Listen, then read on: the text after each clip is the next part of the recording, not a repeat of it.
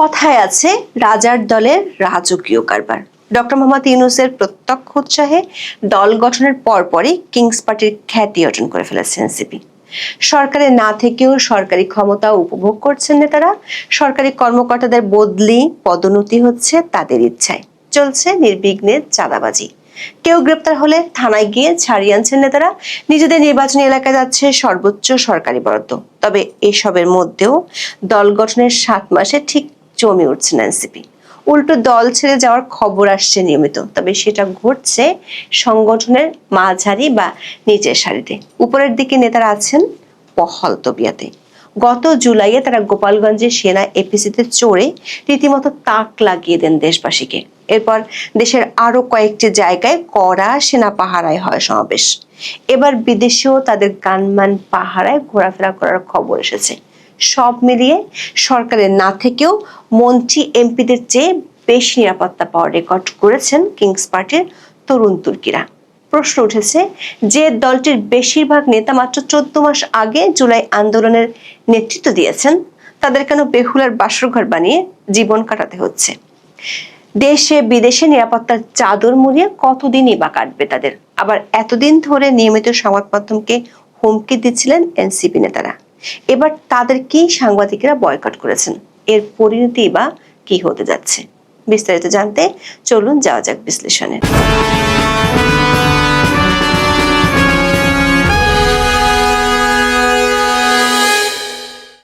আওয়ামী লীগ সরকার পতনের প্রায় 7 মাসের মাথায় আনুষ্ঠানিকভাবে আত্মপ্রকাশ করে জাতীয় নাগরিক পার্টি বা এনসিপি।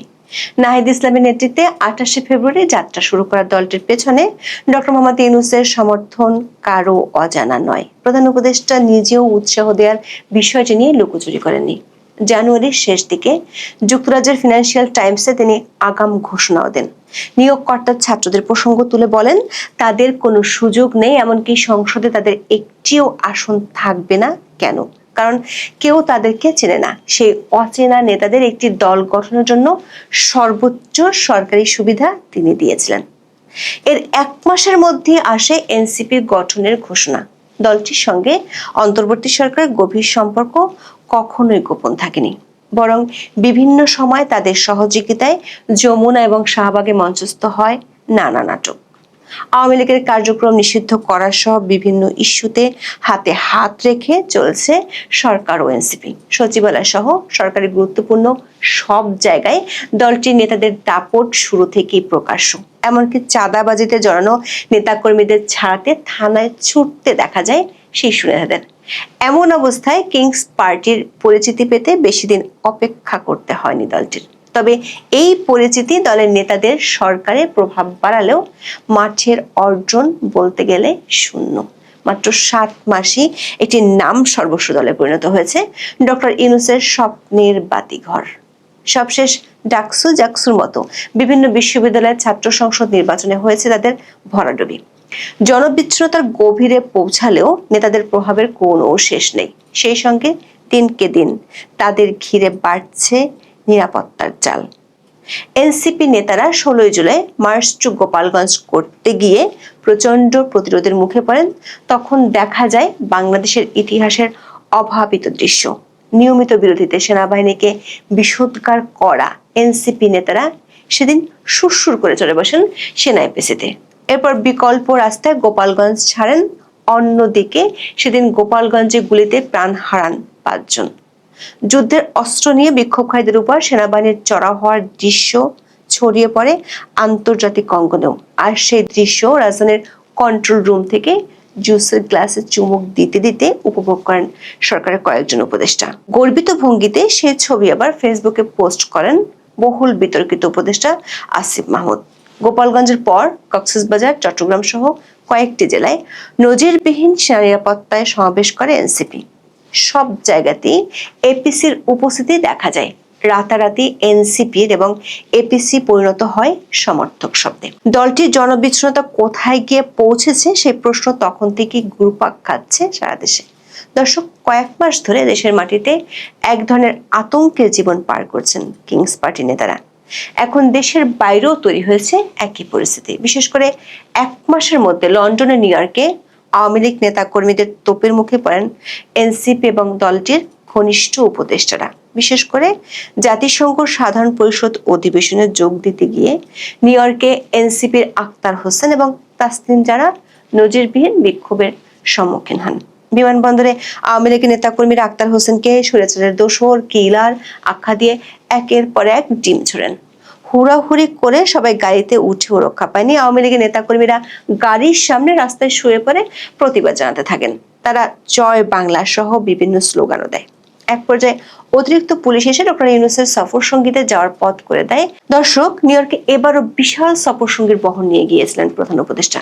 বিষয়টি নিয়ে প্রচন্ড সমালোচনার মুখে তার প্রেস টিম দাবি করে এই বহরের বড় অংশই ছিলেন নিরাপত্তা কর্মী। আওয়ামী লীগের বিক্ষোভের আশঙ্কা মাথায় রেখে নিরাপত্তা কর্মীর দল ভারী করা হয়েছিল। তবে পত্রিকার খবর থেকে জানা যাচ্ছে সরকারি নিরাপত্তা কর্মীর বিশাল বহরও এনসিপির দুই নেতাকে আশ্বস্ত করতে পারেনি। তারা আলাদাভাবে নিয়োগ দেন প্রাইভেট গানম্যান।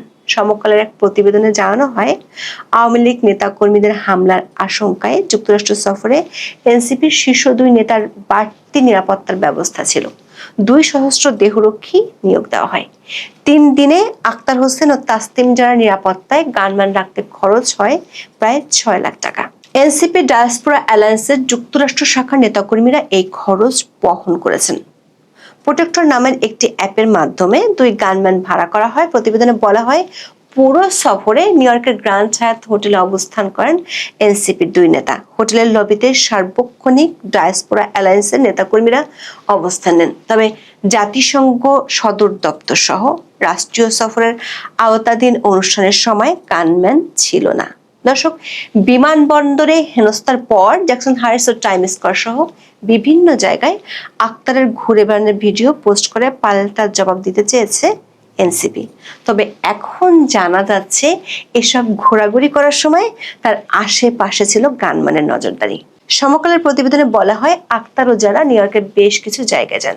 নিউ ইয়র্কে এনসিপি ডায়াসপোরা অ্যালায়েন্সের একটি মতবিনিময় সভা হয়। সেখানে আক্তার হোসেন ও তাসনিম জারা অংশ নেন। এছাড়া নিউ ইয়র্কের হাডসনে স্টর্ম কিং আর্টস সেন্টার পরিদর্শনে যান এনসিপি নেতারা। হোটেলে অবস্থান থেকে শুরু করে এসব অনুষ্ঠানে এবং ঘোরাঘুরি করার সময় তাদের সঙ্গে ছিল ওই গানম্যান। এনসিপির অভিযোগ, বিমানবন্দরের ঘটনায় প্রমাণ হয়েছে সরকার তাদের নেতাদের নিরাপত্তা দিতে পারেনি। এ কারণেই অর্থ খরচ করে 2 নেতার জন্য প্রাইভেট গানম্যান ভাড়া করা হয়। নিউ ইয়র্কের এনসিপি নেতা তারিক আদনান মুন সমকালকে বলেন, প্রধান উপদেষ্টা সহ অন্যরা নিরাপদে বিমানবন্দর ছাড়লেও রাজনৈতিক নেতৃত্বে নিরাপত্তা নিশ্চিতে সঠিক ব্যবস্থা নিতে পারেনি সরকার। তথ্য আদান প্রদানে স্পষ্ট ঘাটতি ছিল। আমরা এজন্য নেতাদের সঙ্গে থেকেছি যাতে অপ্রীতিকর ঘটনা ঘটতে না পারে। অর্থাৎ নিউ ইয়র্কে নিজেদের দলের নেতাকর্মীরাও পাহারা দিয়েছেন আক্তার এবং জারাকে। এর সঙ্গে ভাড়াটে বন্দুকধারীও রাখা হয়েছিল। প্রশ্ন হলো, এত নিরাপত্তার বন্দোবস্ত কেন করতে হচ্ছে জুলাই আন্দোলনের নেতাদের সুরক্ষার জন্য? রাজনীতির ময়দানে এমন নিরাপত্তা আয়োজনের মাধ্যমে মানুষের কাছে কতটা পৌঁছাতে পারছে এনসিপি? দিনে দিনে বেড়ে চলা জনবিচ্ছিন্নতা তাদের কোথায় ঠেলে দিচ্ছে? দর্শক, এনসিপির জনবিচ্ছিন্নতার প্রমাণ আরো স্পষ্ট হয়েছে আক্তার এবং যারা ঢাকায় ফেরার পর। তাদের ঘিরে থাকা নেতাকর্মীরা সংবাদকর্মীদের উপরে চড়াও হন। এর জেরে 2 নেতার বক্তব্য বয়কট করেন সাংবাদিকরা। দল গঠনের পর নিয়মিত সংবাদ মাধ্যমকে হুমকি দিয়ে যাচ্ছেন কিংস পার্টি নেতারা। বিশেষ করে হাসনাত আব্দুল্লাহ এবং সার্জিস আলম এরই মধ্যে এ বিষয়ে পরিচিত হয়ে উঠেছেন। তবে দল গঠন হওয়ার পর এই প্রথম এনসিপি নেতাদের সংবাদ বর্জন করলেন সাংবাদিকেরা। প্রত্যক্ষদর্শীরা জানান, দেশে ফিরে বিএনপি নেতা হুমায়ুন কবির ভিআইপি ফটকে সাংবাদিকদের সঙ্গে কথা বলছিলেন। সেখানে আক্তার হোসেন ও তাসনিম জারার জন্য ফুল নিয়ে অবস্থান করছিলেন এনসিপির কিছু নেতাকর্মী। হুমায়ুন কবিরের বক্তব্যের মধ্যে তারা ইনকিলাব ইনকিলাব জিন্দাবাদ জিন্দাবাদ স্লোগান দিতে শুরু করেন। তখন সাংবাদিকরা উচ্চ স্বরে স্লোগান না দেওয়ার অনুরোধ করা মাত্র তেরে যান এনসিপি নেতাকর্মীরা। এরপর সাংবাদিকেরা আক্তার হোসেন ও তাসনিম জারার সংবাদ সম্মেলন বর্জনের ঘোষণা দেন। কয়েক নেতা তাদের ফেরানোর চেষ্টা করেও সফল হননি। মাত্র কয়েক মাস আগে এমন ঘটনা ঘটলে এনসিপি নেতারা রাজুতে আয়ের ডাক দিয়ে সংবাদ মাধ্যম গুড়িয়ে দেওয়ার হুমকি দিতেন। তবে এতদিনে অনেকটা গড়িয়েছে যমুনার জল। তাই ঘটনা নিয়ে দুঃখ প্রকাশ করে বিবৃতি দিয়েছে এনসিপি। এতে বলা হয়, দলের নেতাকর্মীদের বিরুদ্ধে সাংবাদিকদের সঙ্গে অসদাচরণের অভিযোগ উঠেছে, যা একই সঙ্গে দুঃখজনক ও নিন্দনীয়। এনসিপির পক্ষ থেকে বিষয়টি খতিয়ে দেখা হচ্ছে। ইতিমধ্যে দায়ী ব্যক্তিদের চিহ্নিত করার কাজ চলছে। প্রমাণ সাপেক্ষে তাদের বিরুদ্ধে সাংগঠনিক ব্যবস্থা নেওয়ার নির্দেশ দেওয়া হয়েছে। দর্শক, এই বিবৃতির মতো অতীতে বহু বিবৃতি দেখা গেছে এনসিপির। বিভিন্ন ঘটনায় তদন্ত ব্যবস্থা নেওয়ার প্রতিশ্রুতি দেওয়া হয়েছে, তবে সেই প্রতিশ্রুতি হারিয়ে গেছে কালের গর্ভে। নিজ দলের নারী নেতা সহকর্মীর বিরুদ্ধে যৌন হয়রানির অভিযোগ তুলেও প্রতিকার পাননি, উল্টো তাকে দল ছাড়তে হয়েছে। এবারে বিবৃতির ভাগ্য যে একই হবে তা চোখ বন্ধ করে বলা যায়। শেষে এপিসি এবং বিদেশি